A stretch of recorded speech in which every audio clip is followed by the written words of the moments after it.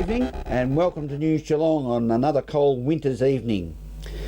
Tonight we open your minds to Just Think and the message against alcohol-fuelled violence. In our sports report, Alex Tigani is back from his basketball trip to Lithuania to report on AFL, VFL, the Falcons, local footy and netball, as well as the thoroughbred racing from the Geelong Racing Club. While weather-wise, we'll give you the updated forecast for Geelong and the Surf Coast over the next 6 days. On December 17, 1958, a time capsule was buried at the site of the then new Geelong Library. This week it was recovered as the first sod was turned for the new $45 million Geelong Library and Heritage Centre that is truly a transformational project bringing together the demographics of Johnston Park. Meryl Friend reports. The $45 million new Geelong Library and Heritage Centre is underway, and today we were able to have a look at the time capsule that was in the building, and it's now been shown to have an old addy, some old coins and information about the council at the time. It is a very, very significant day for Geelong, for the region generally, for the Barwon region generally. This will see the first stage of the Geelong Library and Heritage Centre. This $45 million development we will see commence a little later in this year. It'll be concluded by about mid-2015 or thereabouts. It will bring a new life to this important precinct within this central hub of Geelong. And of course the library, which has served so well for something rising 50 odd years, the Heritage Centre all the way back to 79, the facility we now know. I mean, they've outlived their not their usefulness, of course, but the actual stage of construction, of course, has had its day. We will see developed here a pretty edgy building in design. Victoria's chief architect really likes it. It'll have a lot of open space, a lot of attraction for the young people, a lot of capacity to bring new people into Geelong and to visit this beautiful facility. And to think that the anticipation is that the growth in traffic through the library will be about fourfold over the course of the next 5 years. It is quite remarkable, and so I'm delighted to be part of today's proceedings. Oh, look, it's a great day for Geelong today.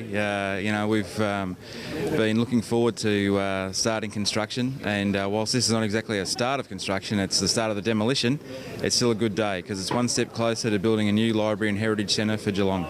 What's been the time frame of getting this all up and running? It's been a long process. Oh, look, for the planning and trying to fund the project has taken 5 or 6 years. The actual planning of what we're going to build here has taken 2 or 3 years, and to get to this point, a lot of work's gone in, been put in by a lot of people, state, federal and local public servants, elected representatives, state and federal government, councillors, library board. We've all contributed, and we're very proud today to be starting the process of demolition. Now, the time capsule, can you tell us a little bit about that?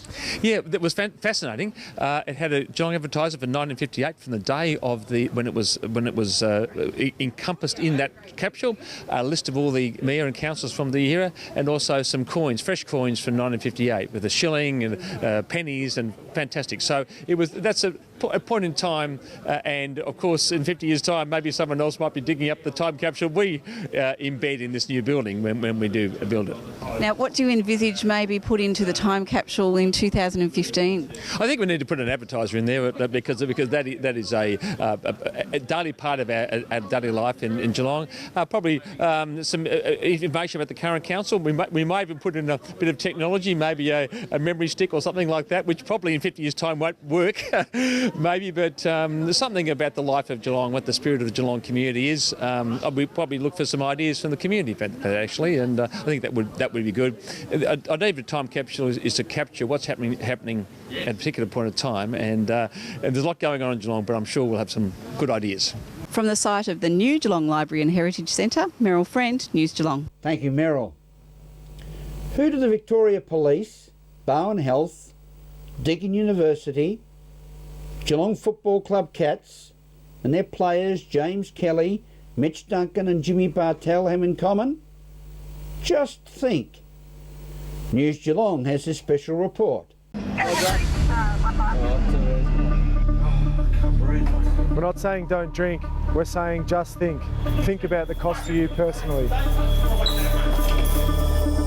Injuries and accidents are common when people drink too much. Just think.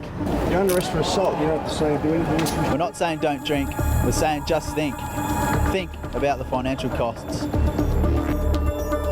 Fines for being drunk in a public place or antisocial behaviour can cost you more than just money.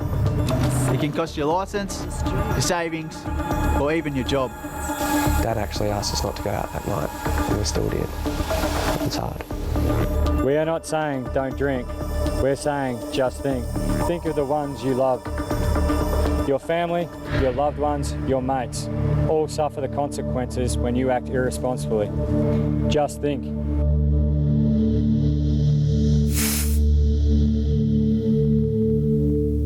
Thank you to Simone Blairs and the Geelong Football Club for its leadership in this very important community program. Disability Care Australia has formally announced Geelong as the national home for Australia's new disability headquarters. Ian Nichols has more. Well, here in Geelong, this is the new home of Disability Care Australia, a very proud time for the federal government, and as a result of that, the Minister for Disability, Jenny Macklin, is in town, along with our newest federal minister, Richard Marles, to celebrate the opening of this marvellous building.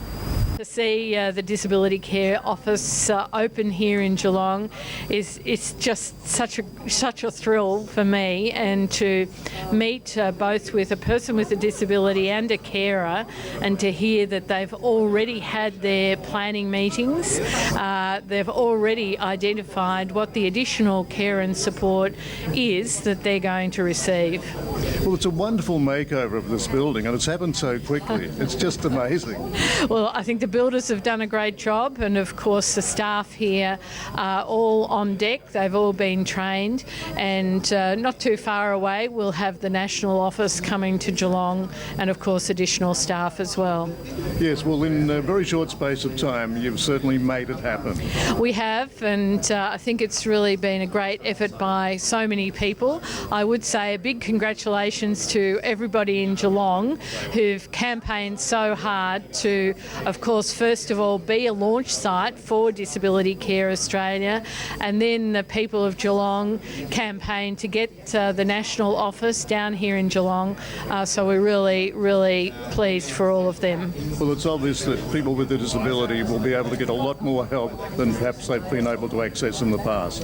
Yes, as Lynn's just been describing to us today, the extra care and support, the extra equipment that she's now going to be able to get as a result of disability care. So it's great news for Lynn, and it will be great news for other people with disability. We're very excited because Geelong, of course, is a launch site for Disability Care Australia, and we're here in the launch office. There's 119 people working here right now, with more to be employed. So from an employment point of view, it's a fantastic story for Geelong. But really, this is about those people with a disability and their carers who have started coming in here as of Monday, had their planning meetings. We've been talking to a number of people today who have gone through their planning meetings, and this is a revolution for them in terms of the services that are being provided to them, the opportunities that they now have, and the ability that they have now to participate in the economy, in jobs, and in our community. And that's obviously what this is ultimately about. And actually, from that point of view,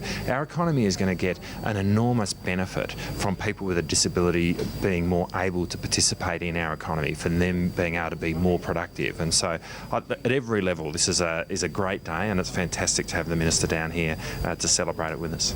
At the home of Disability Care Australia, right here in Geelong, this is Ian Nichols for News Geelong. Thank you, Ian. Great news for Geelong, as jobs will start rolling out from 2014. This is News Geelong as we go to a break and return with more news after this.